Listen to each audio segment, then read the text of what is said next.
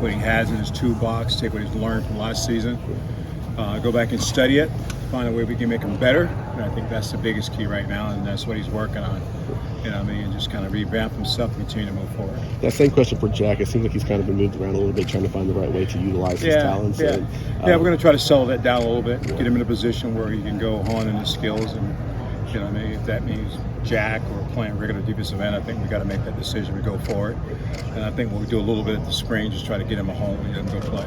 Yeah. How do you evaluate what you saw from the interior line this year? What's that? Just your evaluation of the way the defensive tackles played this season. I thought the inside guys played great. I really do. I thought they really played physical at the point of attack. They moved the line of scrimmage. They attacked. I thought there were factors in a lot of games the way they played inside. Ron, Ty, Talik, I mean, those guys inside, I thought they did a great job playing. And that was kind of started early on. You saw that those guys could make a difference. It makes it easy for guys on the edge.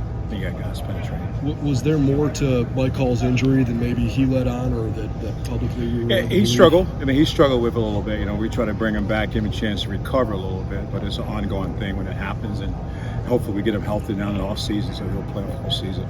With Ty Hamilton's development, do you see Mike Hall moving with 3 techs so that you can have? We're not there yet. I mean, there's a possibility a lot of things can happen as we go forward. You know, you try to get the best fit for the best guys. You know, I thought Ty had a great year. He came in and really won the position. I mean, he really did, and he continued to play better down the stretch. So I think great things to him. I think Mike is a different dimension of what he can do. So we'll figure it out. But I think Mike's a starter somewhere, and we just got to find a place to get him on the field. I think he'll be fine. Yeah. Sorry, would you like to see Jack just sort of settle into being a traditional hand on the ground defensive end like you recruited him to be? Yeah, that's long term. You know, I can say that right now. Yeah, that's what I like to see happen. I think we have to work to the progress of that. You know, we've got to find out who's going to be our Jackson and the Leo guy, who's that's going to be and what's the best fit. But I think that as we move that direction, you know, I think there's some things we've got to take a hard look at where we want him to play.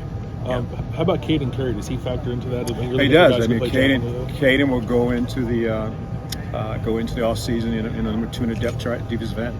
I don't want to move him. I want him to learn how to play that position, play it well. And so I think he's got a good chance to really make a factor for us as he's settled in going into the second year. Larry, what do you see of Hero Canu's role possibly being? I know he's got a long way to go, still a young guy, but what do you see his role being? He's made a lot of progress. I would say that from the day one to where he is right now, it's night and day. He came in about 330. He's about 305 right now.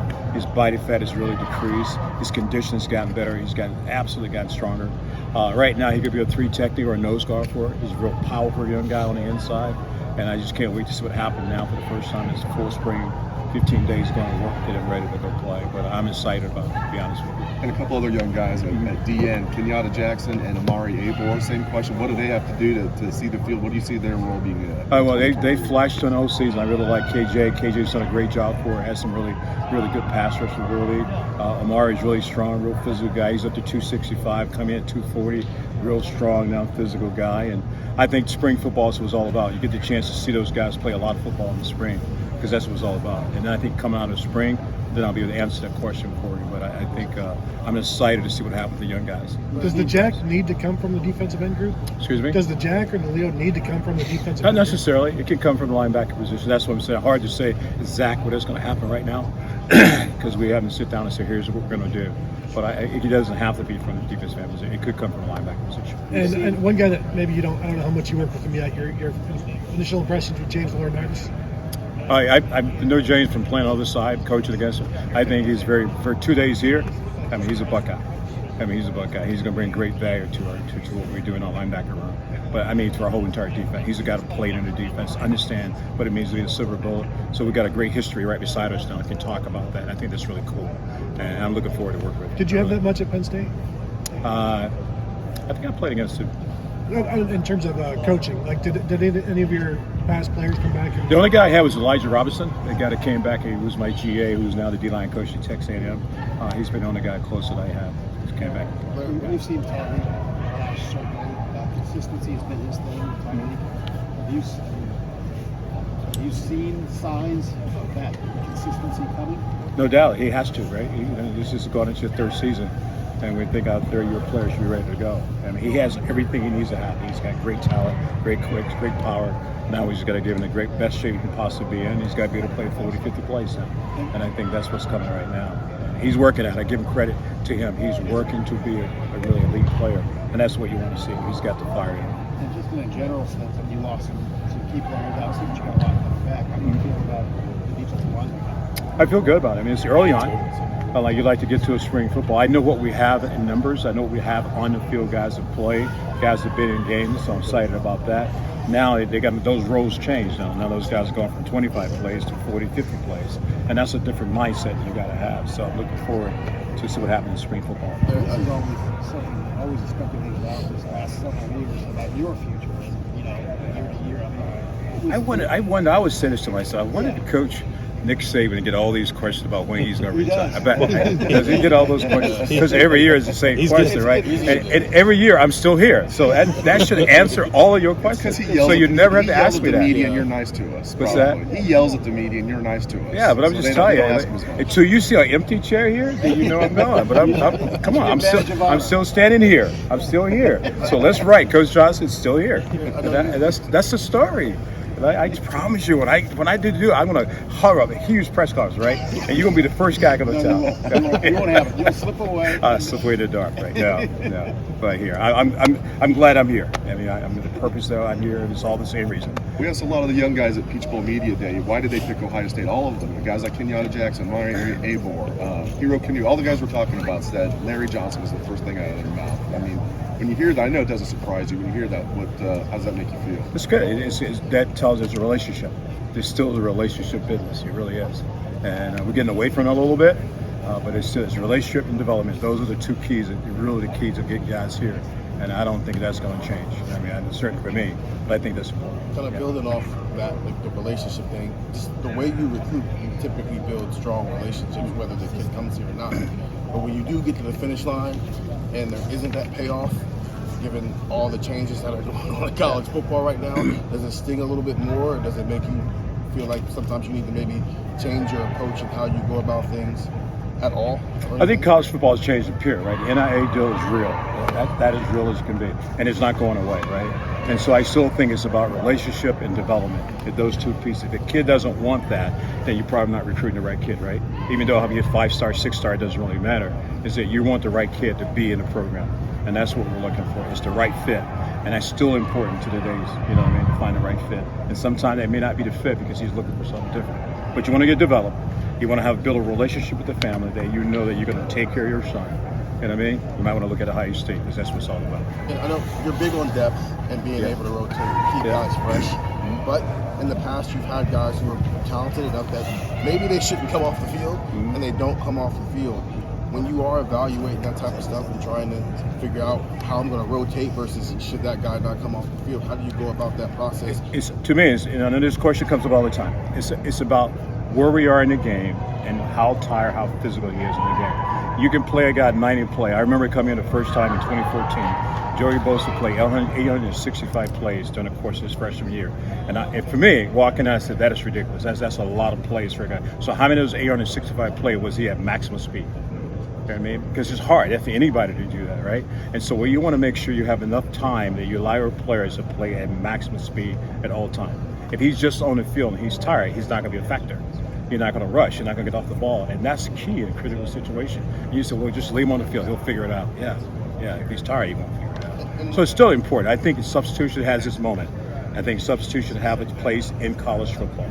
If you look across the country, we're not the only one that substitute guys. You know what I mean? We substitute guys because I want to play fresh. I try not to do it in tough situations, but I do trust my players. That's what you build in the room. You build a trust with your players that you trust them on the field.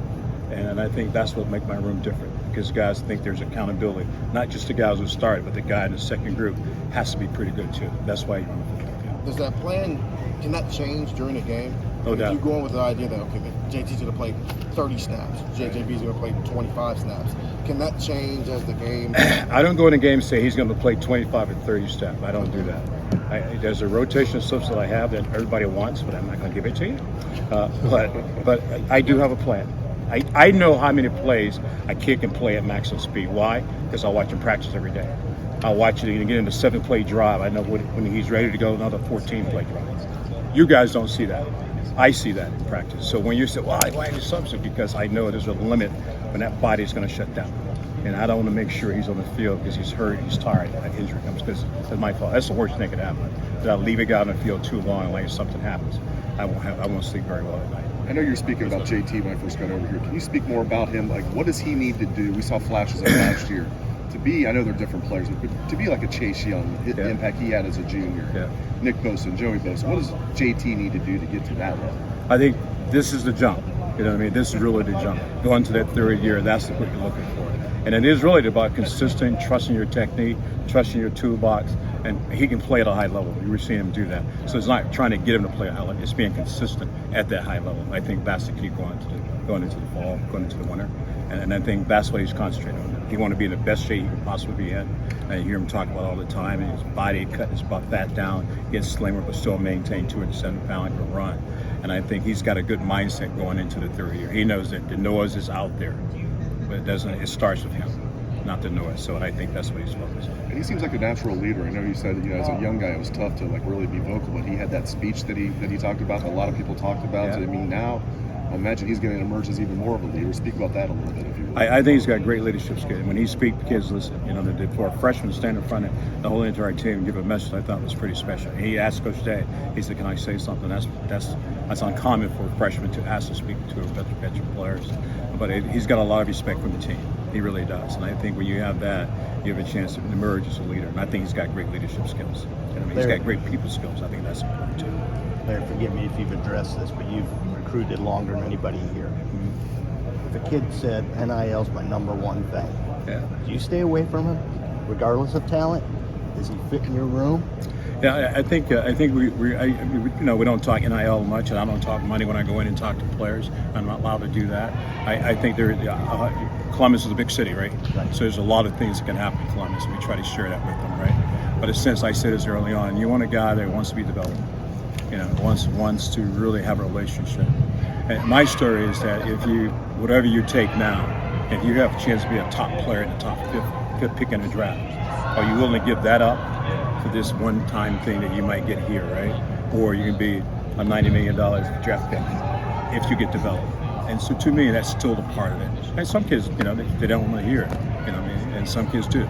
And like I said earlier, those are the guys that we're attracted to at Ohio State University. Do you factor in family situation in that? I mean, a lot of it could be greed. Some of it's just, I want to take care of it. I think you almost have to. And it is what it is. NIL is what it is, and it impacts everybody, not just the players. And like you said, it's impact families, whole 9 yards. And so I think it's the whole picture. If a kid say I'm going to so-and-so school because my dad, my mom, what are you going to say? You know what I mean? You just got to respect that and move on. Are you amazed what this has become? In a way, it's always been there. It's just been under the table. Yeah, this is real, and it's going to be here for a while, right? And I think that, again, maybe change recruiting a little bit, but I think we have a place for the kids. We have an attraction here at Ohio State University. That you can come here, get a great education, get developed, and if your goal is to play on Sunday afternoon, we got great coaches here. You have a chance to do that. So I think the message is still the same. Does it make it, I don't know if easier is the right word, if you lose a kid to another place because of NIL, is it like it's not as crushing? Does that make sense? Because, or is it's the energies you put into it until you get to that moment, right? Okay. It's almost like you want to have it on the table first, like, okay, where you're at, you know what I mean? Yeah. Then we can start the whole process. But it doesn't happen that way, right? Because they're doing the same thing, looking around. But no, it's tough, but you got to do it. You have to go through it.